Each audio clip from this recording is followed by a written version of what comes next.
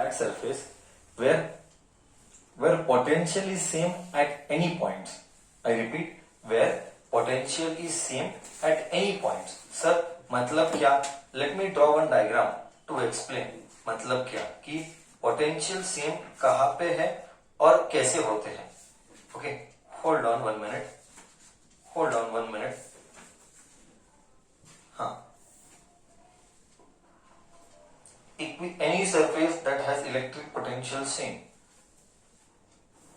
Any surface that has electric potential same. Any surface that has electric potential same at any point. At same electric potential same.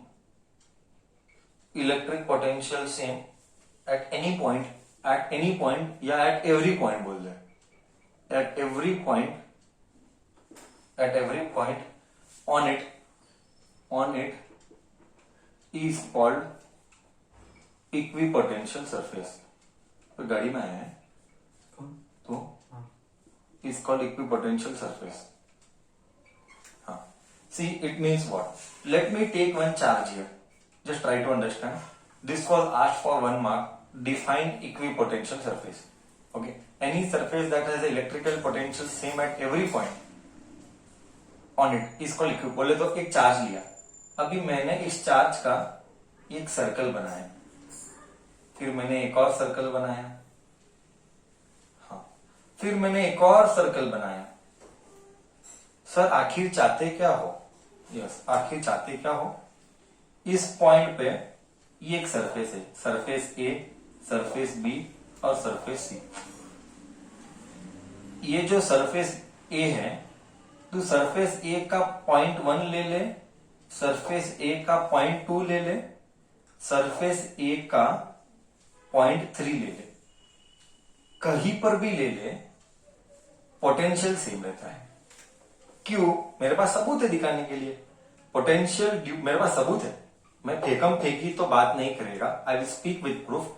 Potential due two point charge. Potential due two point charge का formula हमने किया है 1/4πε0 Q/r. ये formula है. और electric field होता तो r² होता. इलेक्ट्रिक पोटेंशियल है करके r है. अब तू दे, ये भी r है, ये भी r है और ये भी r है. हर पॉइंट r दूरी पर है. मतलब potential at 1 is equal to potential at 2 is equal to potential at 3. मतलब यहां पे भी पोटेंशियल सेम है, यहां पे भी पोटेंशियल है, यहां पे भी पोटेंशियल सेम है. ऐसे वाले सरफेसेस को इक्विपोटेंशियल सरफेस बोलते हैं. बट क्या ए का पोटेंशियल और बी का पोटेंशियल सेम है? क्या ए का पोटेंशियल ए सरफेस का और बी सरफेस का सेम है? नहीं. क्यों? हाँ, डिस्टेंस अलग है करके. डिस्टेंस अलग है करके पोटेंशियल भी अलग है. बट इस सरफेस पे एनी पॉइंट पे वही पड़ा. Any surface that has electrical potential same at every point. Electrical potential same कहां पे? At every point. Every point is called equipotential surface. बोल, इधर तक क्लियर है? फिर इसके हम प्रॉपर्टीज पढ़ेंगे. ओके, प्रॉपर्टीज हम ऑर्डर में जाएंगे. जो मैंने दिया है उसी ऑर्डर में जाएंगे. The potential difference between 2 points on an equipotential surface is 0. The potential difference PD across 2 points on equipotential surface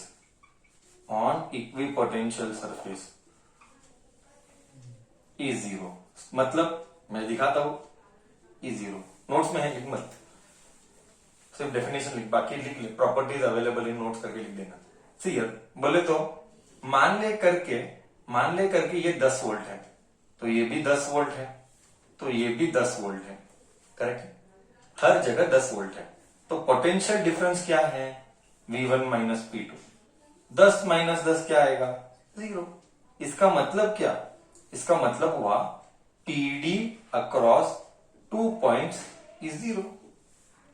मतलब यहां से पॉइंट 1 का और पॉइंट 2 का पोटेंशियल डिफरेंस क्या है? 0 है ही नहीं। करेक्ट, क्योंकि दोनों का पोटेंशियल सेम है। जब वैल्यू ही सेम है तो डिफरेंस 0 ही आएगा। यह है first property. Second property very important, no work is done in moving the charge in, let me rub the board. No work is done बोले तो sir, no work is done बोले तो क्या? मैं बोर्ड रब कर रहा हूं, ये डायग्राम रहने दें।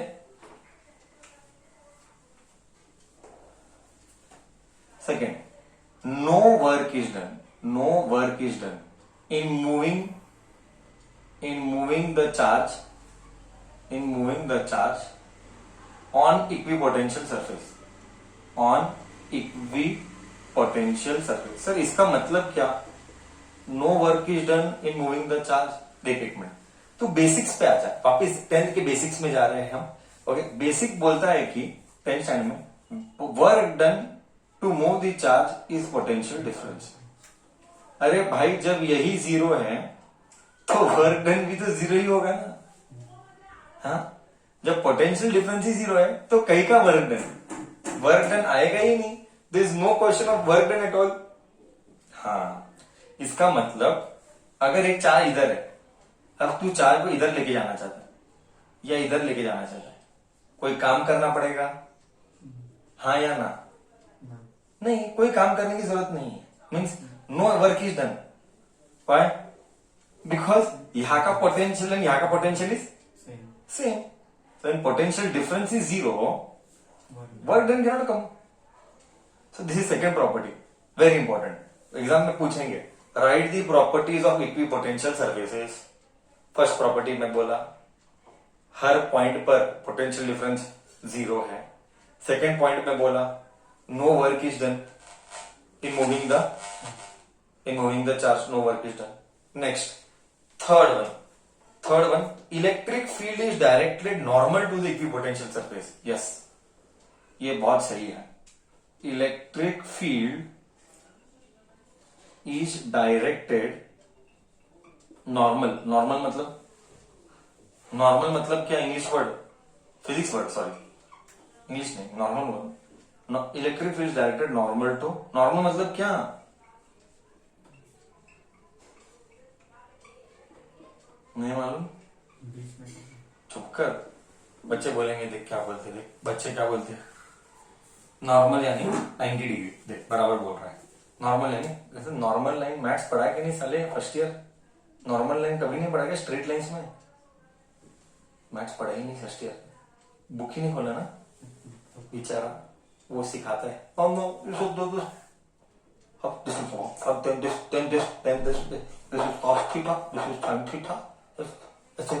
ऐसा ही है, ऐसा ही है। नहीं बट नहीं, समझने की बात नहीं रही, एक्टिंग में एक्टिंग मार रहा है।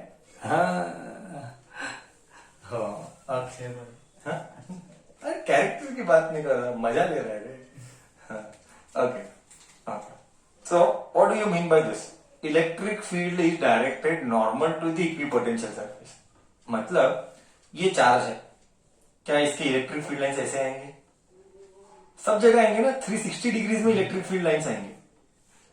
इलेक्ट्रिक फील्ड लाइन आए, अबे कॉमन सेंस है, चार्ज है तो उसके इलेक्ट्रिक फील्ड लाइंस तो आने ही पड़ेंगे। हाँ? अब तू देख, सरफेस देख और लाइन देख, क्या 90 डिग्री क्या? देखना।